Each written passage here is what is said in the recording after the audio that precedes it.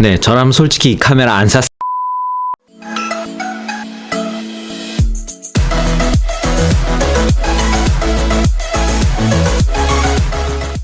네, 사용하시는 분들께 죄송합니다. 농담입니다. 좋은 카메라입니다. 안녕하세요, 장비그래퍼입니다.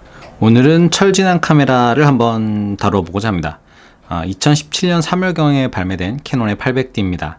이거는 뭐 제 카메라는 아니고 제가 잠깐 쓸 일이 있어서 지인에게 한번 빌려서 사용을 하다가 이렇게 좀 써보게 되었습니다. 지인에게 빌린 카메라로 자본주의에 때가 묻지 않은 리뷰. 사실 이 카메라는 기능적으로 무난히 사용할 만한 기기입니다. 다만 카메라라는 단순히 기능적인 측면만으로 선택하는 것이 아니죠. 요컨대 감성적인 측면도 선택에 있어서 상당한 기준이 되기도 합니다. 대세가 미러리스로 기울어가는 지금 굳이 APS-C 타입의 DSLR을 선택할 만한 이유가 저는 그다지 없다고 생각을 합니다. 하지만 쓸만한 기기이면은 틀림없기에 간단한 사용기도 겸하는 영상이 되겠네요. 자, 그러면 이야기를 시작해 보도록 하겠습니다. 실제로 제 주변에서 카메라에 대한 조언을 얻으시는 분들께 드리는 이야기이기도 합니다. 일단 캐논의 DSLR 라인업은 아마 다들 알고 계실 겁니다. 예전에 캐논의 1.300 크롭 시리즈였던 1D 시리즈가 풀프레임인 1DX로 이제 다들 통합이 되면서 이제 그 후로부터 DSLR은 7D를 제외하고는 한 자리급은 다 풀프레임 바디로서 그렇게 가고 있고요. 땡땡D, 땡땡땡D로 해서 두 자리, 세 자리급 DSLR은 1.6배의 APS-C 타입으로 나뉘어지고 있습니다. 아마도 캐논의 세 자리 기기를 DSLR로 첫 시작하신 분들은 뭐 사실 별다른 느낌은 없으실 거라고 생각을 합니다. 다만 뭐 캐논의 한 자리를 먼저 사용하고 나서 두 자리 혹은 세 자리급의 넘버링 기기를 만드시는 분들이라면 분명 어찌 보면 좀 실망스러운 느낌은 대부분 공감을 하시리라 생각을 합니다. 저 역시도 캐논 기기는 처음에는 10D를 시작으로 해서 그래서 어찌 보면 제 캐논의 기준은 뭐 한 자리급인 기본으로 맞춰져 있긴 합니다. 여하튼 저는 뭐 성능과 기능에 상관없이 캐논의 DSLR로 사진을 시작하려는 지인분들께는 가급적이면 한 자리급의 넘버링을 권하고 있습니다. 아니라면 아예 미러리스 쪽으로 권하고 있긴 한데요. 미러리스의 꼭 EOS R 시리즈 말고도 최근에 나온 APS-C 타입의 뭐 M 시리즈들도 권하고 있긴 합니다. 여하튼 이 기기를 나쁘다는 것은 아니고요. 여유가 된다면 그건 다른 쪽을 선택하는 것이 더 좋지 않을까 하는 의미로 저는 그렇게 권해드리고 있는 상황입니다. 사실 여기에는 한 두 가지 정도의 이유가 있는데요. 일단 첫 번째로 대부분 DSLR을 선택하시는 분들은 뷰파인더로 보이는 것을 무시할 수는 없으실 거예요. 광학식 뷰파인더로 인해서 그걸 들여다보는 어떤 그런 포즈를 더 전문가적인 모습이라고 생각하시는 분들도 분명히 있으실 겁니다. 사실 이런 OVF가 미러리스의 셔터렉이나 잔상, 어두운 곳에서 프레이밍 등에 있어서는 분명히 이점이 있긴 합니다. 어쨌든 무엇보다도 실제로 눈으로 보이는 듯한 광활한 뷰파인더의 맛이 정말 크게 다가오는 부분이기 때문에 대부분 이제 DSLR을 선택하시는 분들은 이 OVF가 가장 큰 영향을 끼치리라 생각을 합니다. 다만 이게 크롭바디로는 작아질 수밖에 없습니다. 예를 들어서 뷰파인더 배율이 800D는 0.82배, 80D는 0.95배로 되어 있습니다. 이들의 차이는 실제로 들여다보면 상당히 큰 차이를 느낄 수 있고요.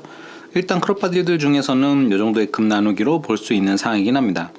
여기서 이제 풀프레임인 기기까지 같이 스펙을 보게 되면 1DX 마크2의 경우에는 배율이 0.76배인데 치만 보시고 80D나 800D가 더 크잖아 라고 생각하시면 안 됩니다. 네, 센서의 크롭 비율만큼 뷰파인더에도 적용이 되는 사항입니다. 센서, 미러박스, 펜타프리즘 모두 풀프레임보다 작은 구조를 가지기 때문인데요. 눈으로 초점을 맞추던 MF 카메라 시절에는 0.9배에 달하는 큰 배율들을 가지고 있었습니다.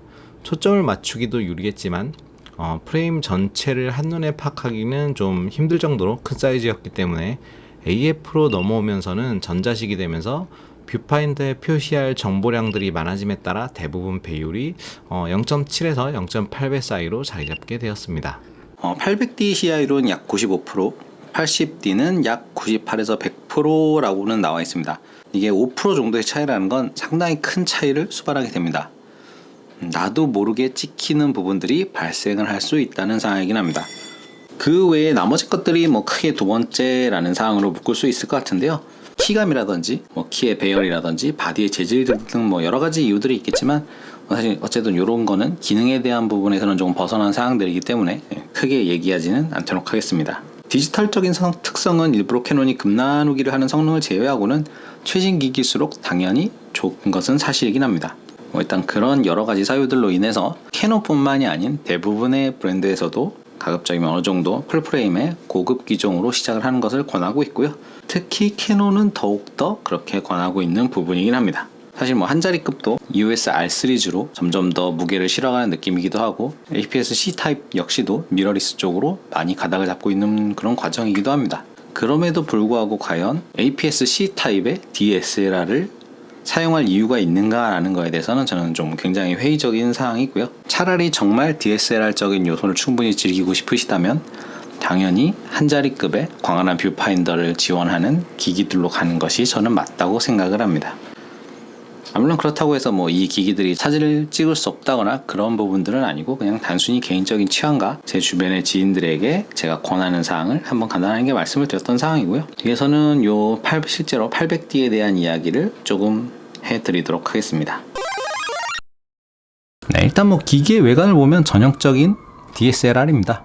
네, 미러박스를 통한 광학식 뷰파인더와 터치가 가능한 스위블 액정을 가지고 있습니다.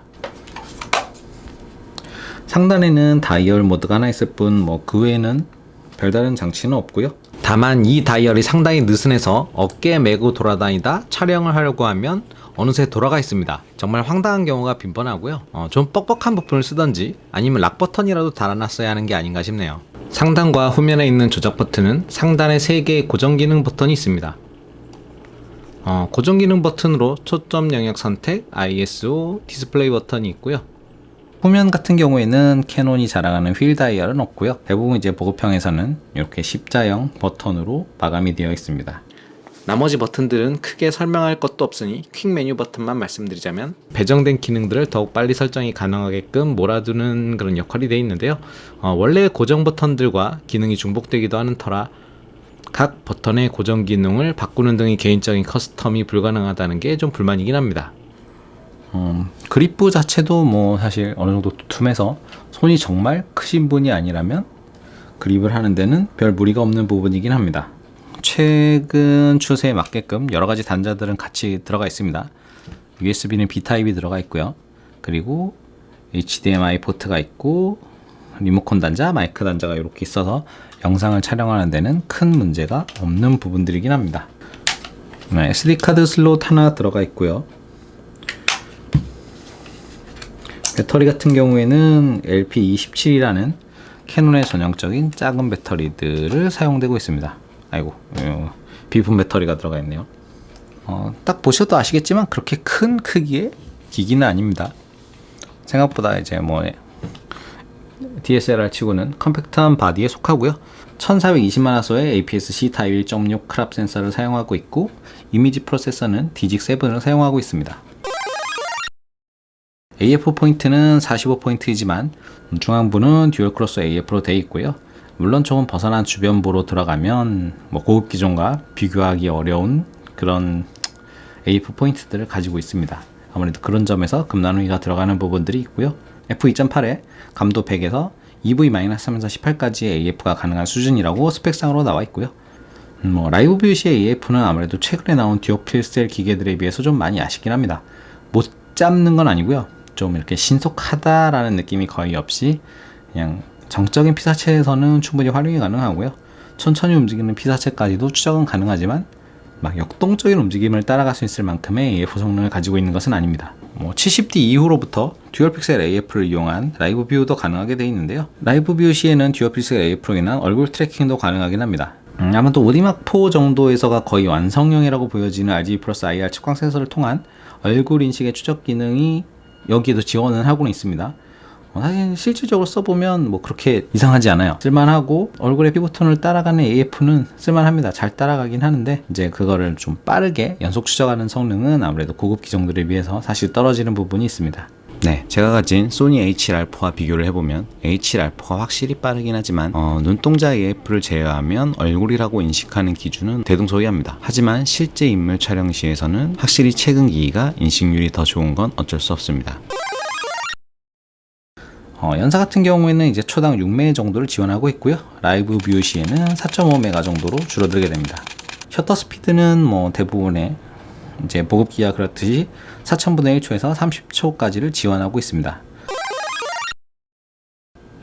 감도는 100에서 25,600까지 지원하고 확장 시에는 51,200까지 가능한 수준이고요.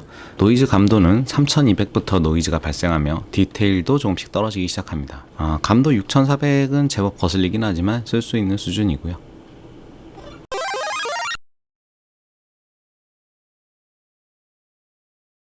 언더를 끌어올리는 것은 제법 괜찮습니다.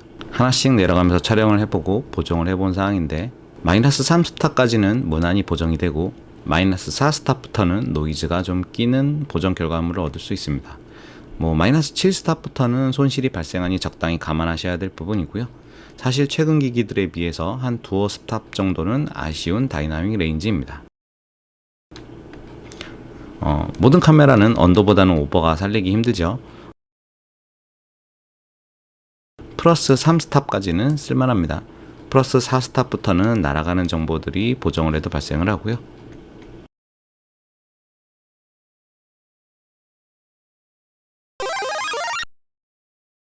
그리고 영상 같은 경우에는 MP4를 기반으로 하는 FHD 영상 시에는 60프레임까지 촬영이 가능하고요. 네, FHD 해상도의 영상 퀄리티는 쓸만한 수준입니다.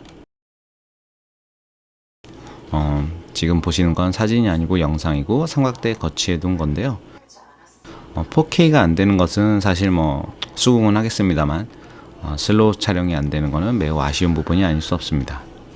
2017년 기기임을 감안해야 되겠지만 당연하게도 C로우 같은 건 없고요. 그래도 여담이지만 젤로 현상 등은 크게 보이지 않는 게 다행이긴 합니다. 전자식 IS도 지원을 하고 있는데 걸어가면서 촬영한 영상입니다. 단계가 올라갈수록 화각이 크롭되는 것을 볼 수 있습니다. 사실 인터페이스에 대해서는 두 가지 측면이 있긴 합니다. 물리적 인터페이스하고 OS적인 측면이 되겠는데요. 사실 외적인 부분을 보시면 대부분 기존에 있던 카메라들하고 대등소이하기 때문에 사실 별다로 할 말은 없습니다.